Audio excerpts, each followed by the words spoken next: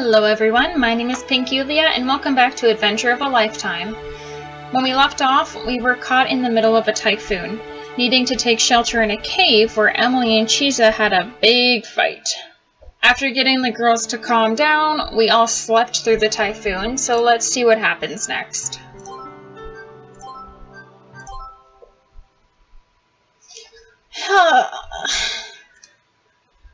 As I rubbed the sleep from my eyes, I realized something felt off about my hand.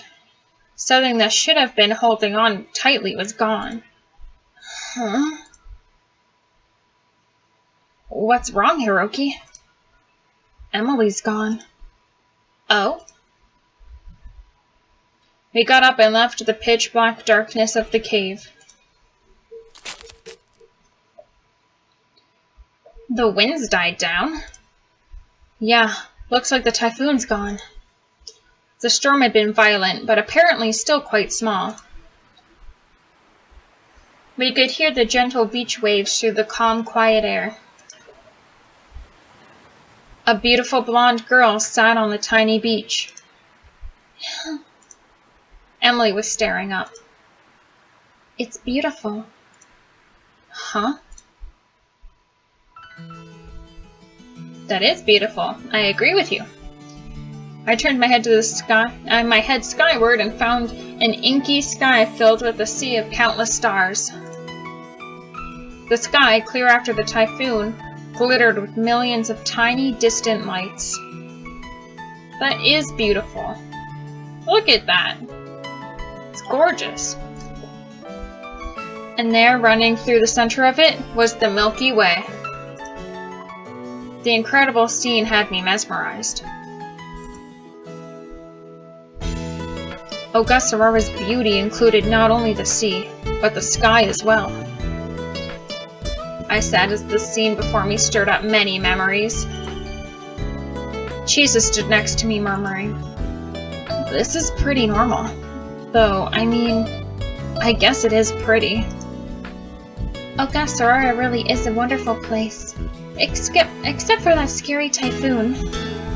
Yeah, definitely. Yeah, but I'm telling you, all of this is normal.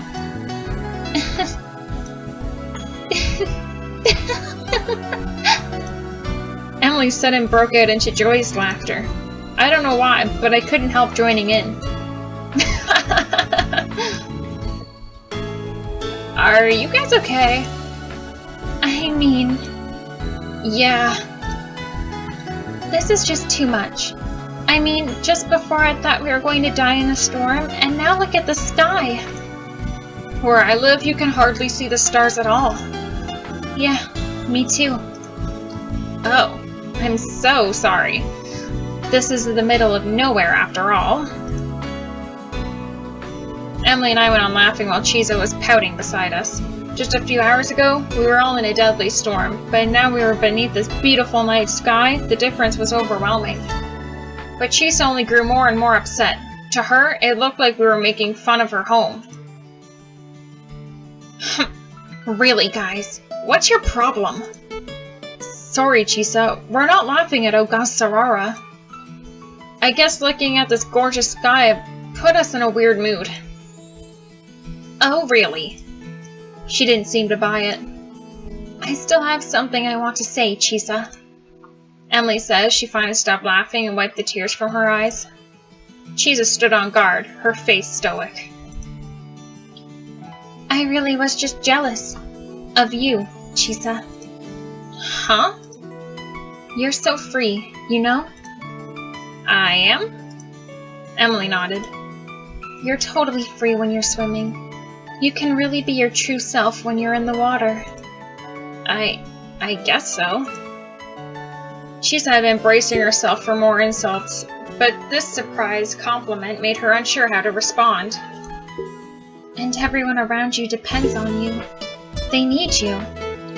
I'm jealous of that. You're the one that's actually free, though. What? Haven't you noticed? The way your free spirit affects the people around you? No, not at all.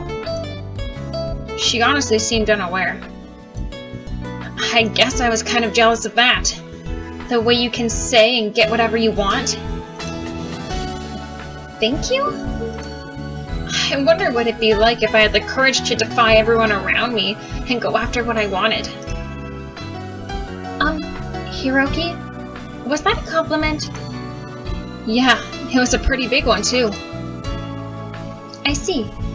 Well then, I'm glad. Thank you, Chisa. It really bothers me how you become a snob so naturally. Emily smiled at Chisa, then went over to the water. She stopped when it was about ankle deep, then waved us over. Hey, come here! Chisa and I were still barefoot, so we went in after her. Look, the stars are reflected in the water. Oh yeah. Wow. Stars above and below. I think I found my treasure in the sea. Too bad you can't take it home. Yeah, but I'll keep the memory. Emily stared at the aquatic jewels spread around her feet. There's a ring on that ghost ship. A ring? Emily nodded. My father wanted to give it to my mother. I wondered what she meant by wanted. Papa proposed to her on these islands, but the boat ran aground before he could give her the ring. They escaped to a lifeboat and were rescued, but the ring went down with the ship. So that's what this was about. My parents are in the middle of a divorce. While Mama is in America, I was supposed to go visit her for summer break. But you didn't want to, so you ran off to Ogasawara? Emily nodded. She must have left for the ferry after finishing her last class of the summer. That's why she was still in her uniform. Because I'm mixed. If they get divorced, one of them will get custody, and I'll have to give up on the other's country. America, Mama's country, is fine, but I love where I was born and raised in Japan. And after today, I love it even more. She said, staring at the ocean and night sky of Ogasawara. But why the ring? Before they married, Papa was really poor, and even though he had nothing, he scrimped and saved and bought that ring. It was proof of how much he loved her. If I could find it and bring it back, then they'd fall in love again, or so I thought. Shiranami Maru Part 2. Emily's parents boarded the ship before getting married, but a storm sunk it. Although they escaped safely, the engagement ring her father had bought was left behind and still rests there. This is sad. Emily smiled sadly after saying this. I really am a child. People's feelings don't change so easily. I didn't agree with her, though. We were just kids that didn't have the power to change much in a grown-up world. But even so, if Emily wanted to make a difference, then her biggest chance really was finding that ring. A gentle breeze drifted by. It caught Emily's hair as she brushed it behind her ears and looked over at us. Thank you. Thank you both for helping me on this silly adventure. Because of it, I think I can finally move on. Neither Chisa nor I knew how to respond. Part of me didn't want her to give up, but I knew she had to go home tomorrow. She would be better off this way. And thank you for helping me make amazing memories, especially tonight. I'll take them with me when I go visit Mama. She said playfully before walking up to the beach and back to the cave. As Chisa watched her go, she murmured grumpily. If that was the case, she could have just said so. Before running after Emily. Wait! Emily! She took Emily's hand shyly and walked hand in hand with her to the cave. As there is still time till morning, it looked like Chisa wanted to make a few more memories with her new friend. Wait up, you two! Not wanting to be left behind, I ran back to the cave as well. That's so sad! Well, can you fix it? Yeah, it doesn't look too bad. It was morning, and I was working on the canoe's motor. The problem seems simple enough that even a novice like me could fix it. If it hadn't been for the storm, we could have made it to Chichijima yesterday. Oh, that's good. Well, where's Chisa? Emily straightened up and looked out toward the entrance of the inlet. She's not back yet. Chisa and Finn had gone out to check the condition of the water. The outrigger canoe could only sail on very calm seas. And even though the typhoon was gone, if the waves hadn't died down, we would have to wait it out. But then they swam back to the beach. Hey, Hiroki, got a sec? What is it? I'm kinda busy. Just come here. Emily, you too. Finn, you take Emily, okay? Did something happen? The typhoon probably brought the ghost ship up. I had a bad feeling about Chisa's anxious mood, but Emily and I joined her in the water and headed for the inlet's entrance. Look down. What? Huh? Though Emily and I were suspicious, we looked out into the water. This was the same area Emily and I had gone swimming in the day before. But the seafloor was completely different now. Huh? Oh look, the ghost ship! I was so surprised that I lost all of my air.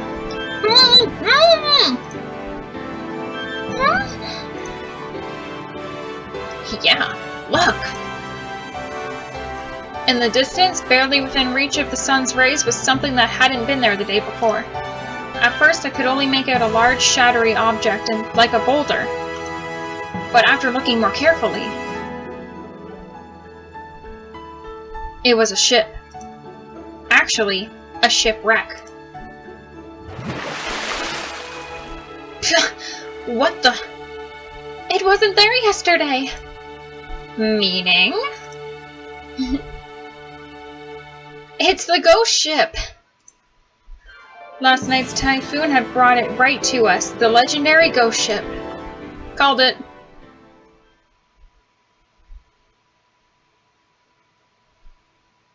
Is that it, or is there more? Oh, there's more, okay. Summer in Ogasawara was about to reach its climax. Emily Shirase was about to embark on her greatest adventure yet. Looks like she's just about ready. Oh, they got her scuba stuff. She does.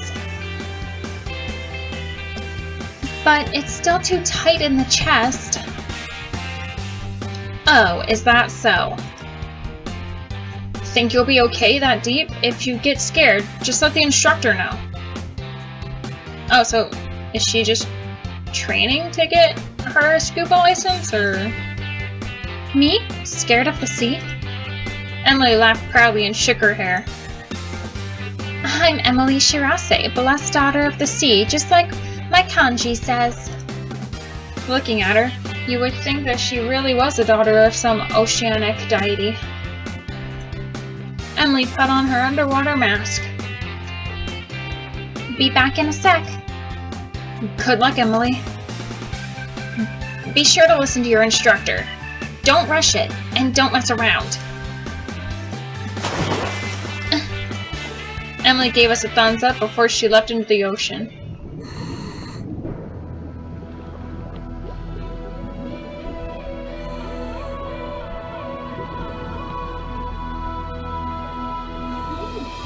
Pretty. She was undergoing training to get her diver certification.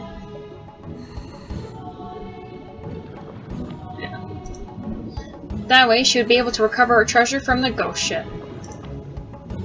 She was still afraid of the sea, but she wanted to recover her parents' lost engagement ring. That need was stronger than her fear.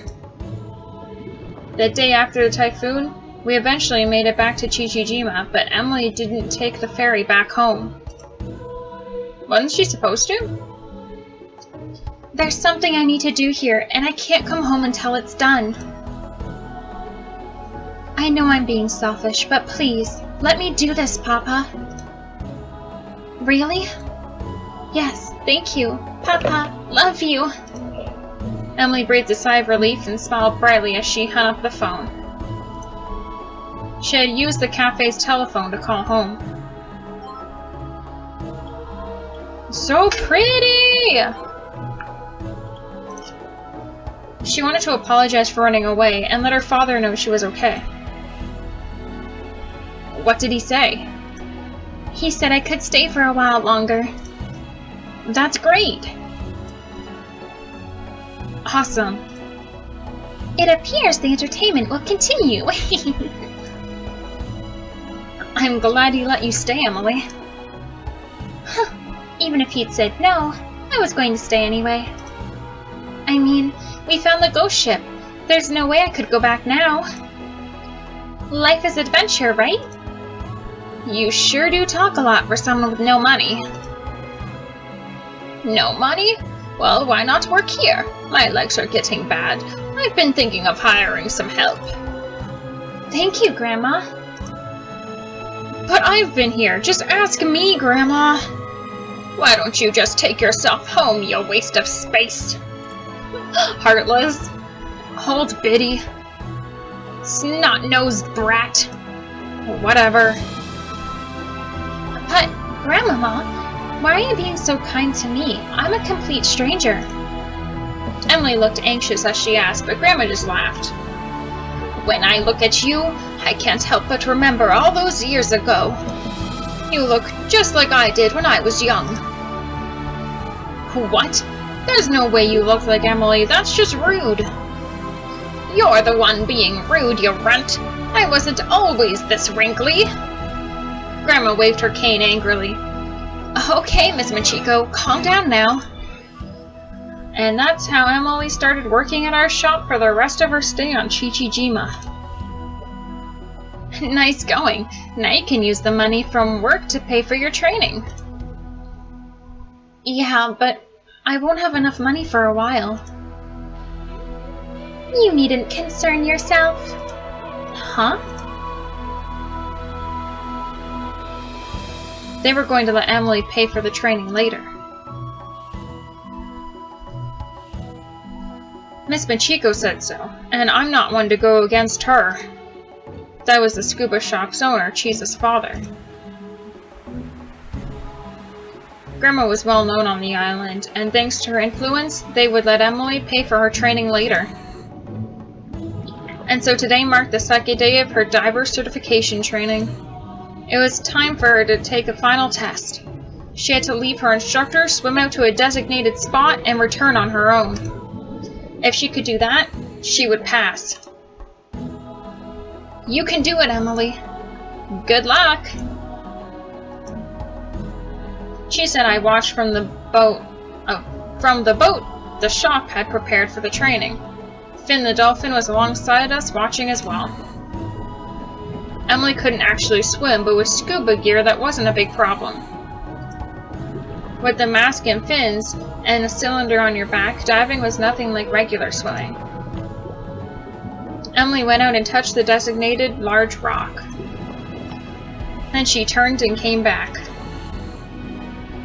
She returned to the instructor with no trouble, and the instructor formed a large circle with his hands. Woohoo! Alright!